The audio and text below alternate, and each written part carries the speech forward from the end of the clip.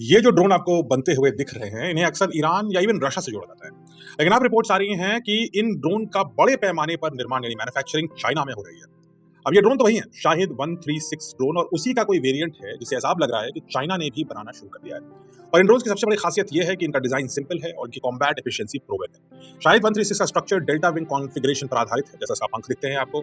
इस डिजाइन का फायदा यह होता है कि एरोडायनेमिकली ये काफी एफिशिएंट होता है, यानी ड्रोन को कम फ्यूल में ज्यादा दूरी तक तय करने में मदद मिलती है। इसके साथ साथ उसका जो पेलोड कोएफिशिएंट है, यानी कितना वजन का विस्फोटक वो साथ ले जा सकता है, वो परफॉर्मेंस भी अच्छा होता है। और सबसे महत्वपूर्ण बात यह है कि ये drone high tech complex system नहीं है। इसका डिजाइन रिलेटिवली सिंपल है और इसे आसानी से मास प्रोडक्शन में लाया जा सकता है, और यही वजह है कि कम लागत में इसे बड़ी संख्या में जल्दी बनाया जा सकता है। और इसकी जो फैक्ट्रीज हैं वो छोटी यूनिट्स हो सकती हैं, जिनको हवाई अटैक से देख पाना या किसी टोमाहॉक मिसाइल से टारगेट कर पाना मुश्किल हो सकता है। सब कुछ छुपाया जा सकता है। तो अगर ये खबर सच है और ईरान का शाहिद ड्रोन का जो डिजाइन है उसको लाइसेंस पर चाइना दे दिया गया है और चाइना उसको मास मैन्युफैक्चर करेगा, तो इस पूरे युद्ध की, इनफैक्ट पूरी दुनिया के युद्ध पटल की तस्वीर बदल जाएगी। चाइना के पास इस समय दुनिया का सबसे बड़ा इंडस्ट्रियल बेस है और सप्लाई चेन का इकोसिस्टम है, जहां किसी भी डिजाइन के प्रोडक्शन को तेजी से स्केल किया जा सकता है और कॉस्ट को काफी कम किया जा सकता है। यानी थ्योरेटिकली अगर ईरान के शाहिद ड्रोन का लार्ज स्केल प्रोडक्शन चाइना में होगा, तो शाहिद ड्रोन की कीमत जो ऑलरेडी अभी 20 लाख है वो शायद 10 लाख हो जाए।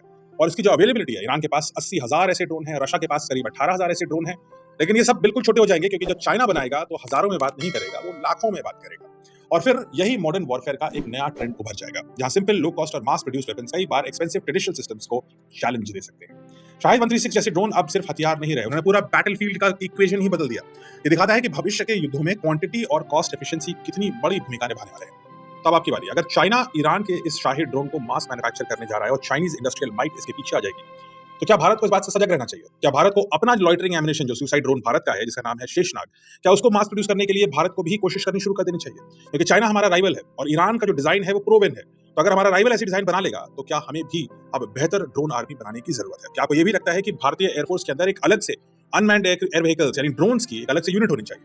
कमेंट से बताइए और हम चर्चा करेंगे।